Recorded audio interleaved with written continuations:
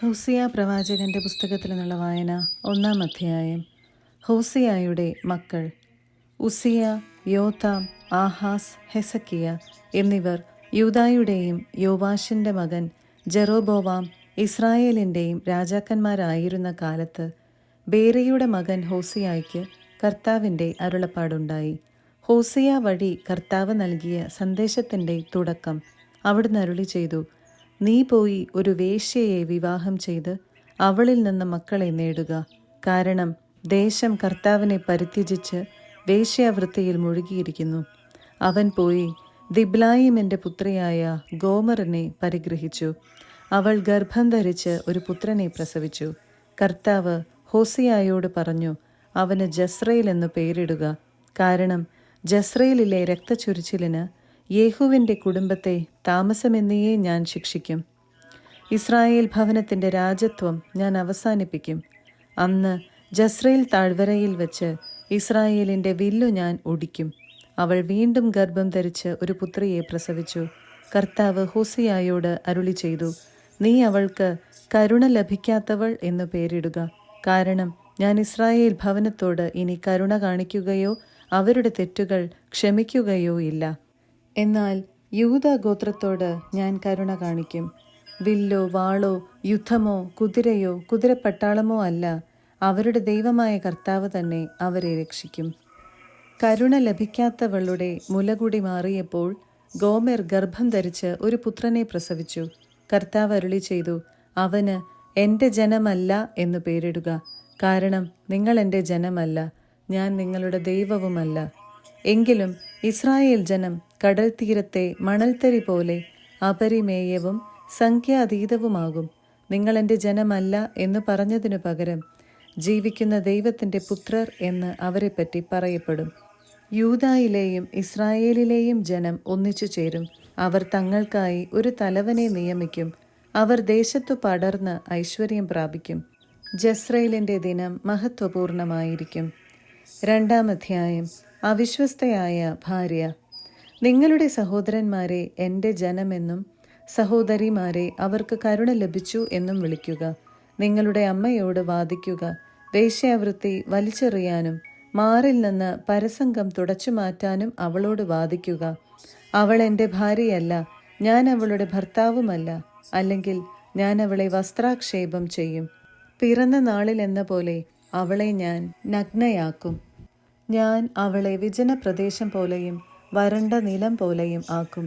ദാഹിച്ചു മരിക്കാൻ ഞാൻ അവൾക്ക് ഇടവരുത്തും. അവളുടെ മക്കളോടും എനിക്ക് ദയ ഉണ്ടാവുകയില്ല. അവർ ജാരസന്തതികളാണ്. അവരുടെ അമ്മ പരസംഗം ചെയ്തു. അവരെ ഗർഭം ധരിച്ചവൾ ലജ്ജാകരമായി പ്രവർത്തിച്ചു. എനിക്ക് ഭക്ഷണവും വെള്ളവും കമ്പിളിയും ചണവസ്ത്രങ്ങളും എണ്ണയും സുഗന്ധദ്രവ്യങ്ങളും തരുന്ന കാമുകന്മാരുടെ പിന്നാലെ ഞാൻ പോകും എന്ന് അവൾ പറഞ്ഞു. അതിനാൽ ഞാൻ അവളുടെ പാത മുള്ളുവേലി കെട്ടി അടയ്ക്കും. അവൾക്ക് വഴി കണ്ടെത്താനാവാത്ത വിധം അവൾക്കെതിരെ മതിൽ കെട്ടി ഉയർത്തും. അവൾ കാമുകന്മാരെ പിന്തുടരും, എന്നാൽ ഒപ്പമെത്തുകയില്ല.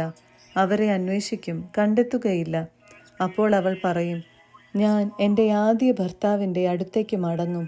ഇന്നത്തെക്കാൾ ഭേദമായിരുന്നു അന്ന്. അവൾക്ക് ധാന്യവും വീഞ്ഞും എണ്ണയും കൊടുത്തതും അവർ ബാലിനർപ്പിച്ചിരുന്ന പൊന്നും വെള്ളിയും കൊണ്ട് അവളെ സമ്പന്നയാക്കിയതും ഞാനാണെന്ന് അവൾ മനസ്സിലാക്കിയില്ല. അതിനാൽ കൊയ്ത്തുകാലമാകുമ്പോൾ എൻ്റെ ധാന്യവും വിളവെടുപ്പ് വരുമ്പോൾ എൻ്റെ വീഞ്ഞും ഞാൻ തിരിച്ചെടുക്കും. നഗ്നത മറയ്ക്കാൻ അവൾക്ക് കൊടുത്തിരുന്ന കമ്പിളിയും ചണവസ്ത്രങ്ങളും ഞാൻ തിരിച്ചു വാങ്ങും. അവളുടെ കാമുകന്മാരുടെ കൺമുൻപിൽ വെച്ച് ഞാൻ അവളുടെ നഗ്നത അനാവൃതമാക്കും. എൻ്റെ പിടിയിൽ നിന്ന് ആരും അവളെ രക്ഷിക്കുകയില്ല. അവളുടെ ഹർഷാരവങ്ങൾ, ഉത്സവങ്ങൾ, അമാവാസികൾ, സാബത്തുകൾ, നിർദ്ദിഷ്ടോത്സവങ്ങൾ എന്നിവയ്ക്ക് ഞാൻ അറുതി വരുത്തും. കാമുകൻ തന്ന പ്രതിഫലമെന്ന് അവൾ പറഞ്ഞിരുന്ന മുന്തിരിച്ചെടികളും അത്തിവൃക്ഷങ്ങളും ഞാൻ നശിപ്പിക്കും. അവയെ ഞാൻ വനമാക്കി മാറ്റും. വന്യമൃഗങ്ങൾ അവ തിന്നൊടുക്കും. സുഗന്ധദ്രവ്യങ്ങൾ അർപ്പിച്ച് ബാൽ ദേവന്മാരുടെ ഉത്സവങ്ങൾ ആഘോഷിച്ചതിനും എന്നെ മറന്ന് കർണാഭരണങ്ങളും കണ്ഠാഭരണങ്ങളും അണിഞ്ഞ് കാമുകന്മാരുടെ പുറകെ പോയതിനും ഞാൻ അവളെ ശിക്ഷിക്കും. കർത്താവ് അരുളി ചെയ്യുന്നു: ഞാൻ അവളെ വശീകരിച്ച് വിജനപ്രദേശത്തേക്ക് കൊണ്ടുവരും. അവളോട് ഞാൻ ഹൃദ്യമായി സംസാരിക്കും. അവിടെ വെച്ച് ഞാൻ അവൾക്ക് അവളുടെ മുന്തിരിത്തോട്ടങ്ങൾ നൽകും. ആഖോർ താഴ്വര ഞാൻ പ്രത്യാശയുടെ കവാടമാക്കും. അവളുടെ യുവത്വത്തിലെന്ന പോലെ, ഈജിപ്തിൽ നിന്ന് അവൾ പുറത്തു വന്നപ്പോഴെന്ന പോലെ അവിടെ വെച്ച് അവൾ എൻ്റെ വിളി കേൾക്കും. കർത്താവ് അരുളി ചെയ്യുന്നു, അന്ന് നീ എന്നെ പ്രിയതമൻ എന്ന് വിളിക്കും. എൻ്റെ ബാൽ എന്ന് നീ മേലിൽ വിളിക്കുകയില്ല. ബാൽ ദേവന്മാരുടെ പേരുകൾ അവളുടെ അധരങ്ങളിൽ നിന്ന് ഞാൻ അകറ്റും. മേലിൽ അവരുടെ പേരുകൾ അവൾ ഉച്ചരിക്കുകയില്ല. ആ നാളുകളിൽ നിനക്ക് വേണ്ടി വന്യമൃഗങ്ങളോടും ആകാശപ്പറവകളോടും ഇടജന്തുക്കളോടും ഞാൻ ഒരു ഉടമ്പടി ചെയ്യും. വില്ലും വാളും യുദ്ധവും ദേശത്തു നിന്ന് ഞാൻ തുടച്ചു മാറ്റും. സുരക്ഷിതമായി ശയിക്കാൻ ഞാൻ നിനക്കിടവരുത്തും. എന്നേക്കുമായി നിന്നെ ഞാൻ പരിഗ്രഹിക്കും. നീതിയിലും സത്യത്തിലും സ്നേഹത്തിലും കാരുണ്യത്തിലും നിന്നെ ഞാൻ സ്വീകരിക്കും.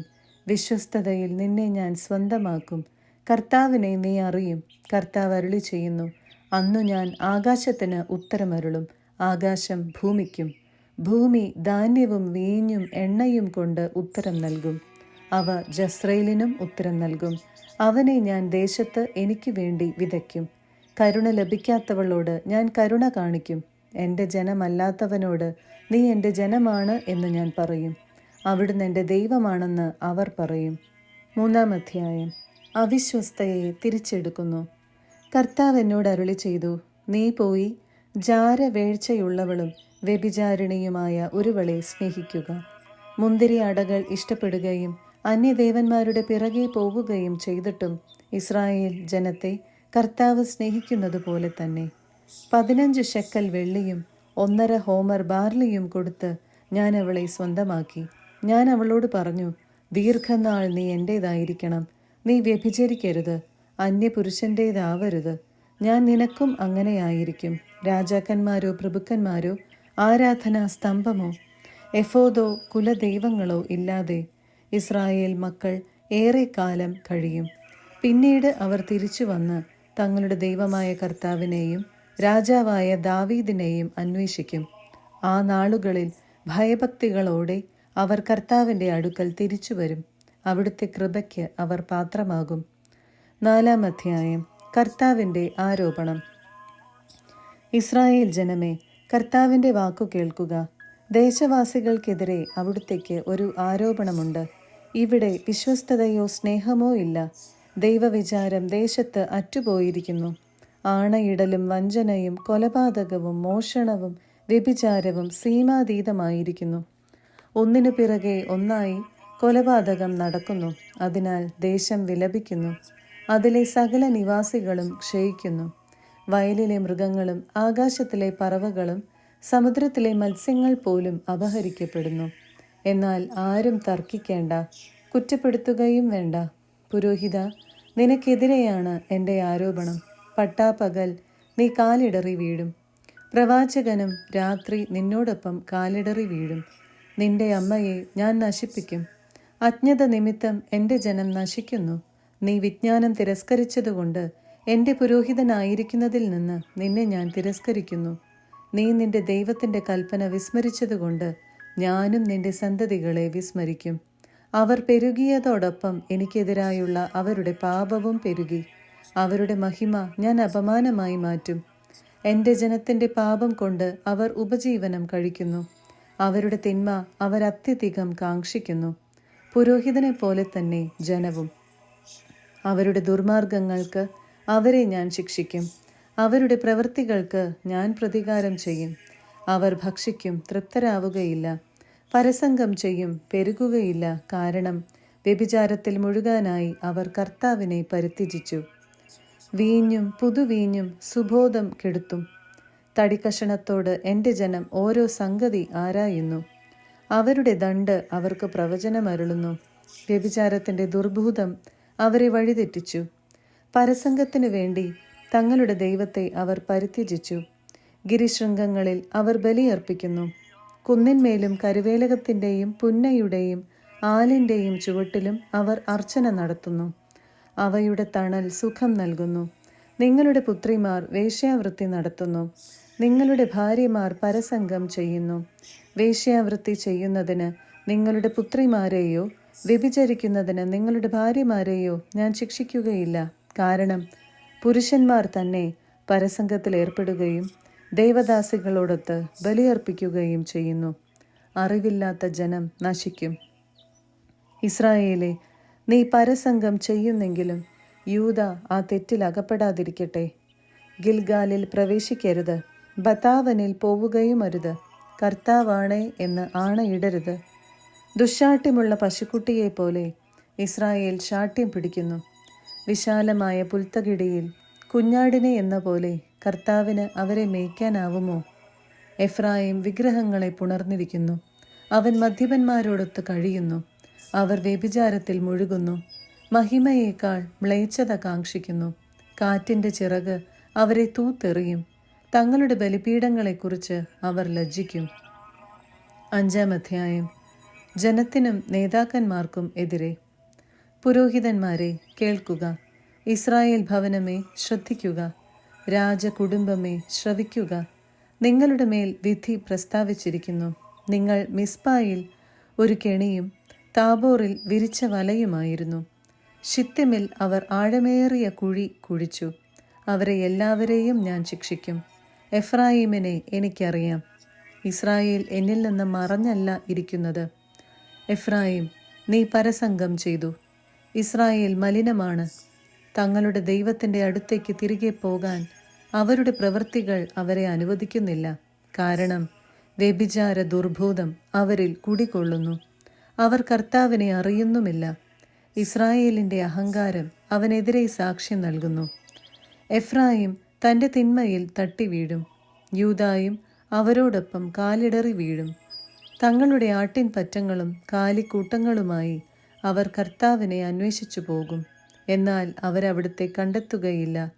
അവിടുന്ന് അവരെ വിട്ടകന്നിരിക്കുന്നു. അവർ കർത്താവിനോട് അവിശ്വസ്തത കാണിച്ചു. അവർ ജാരസന്തതികൾക്കാണ് ജന്മം നൽകിയത്.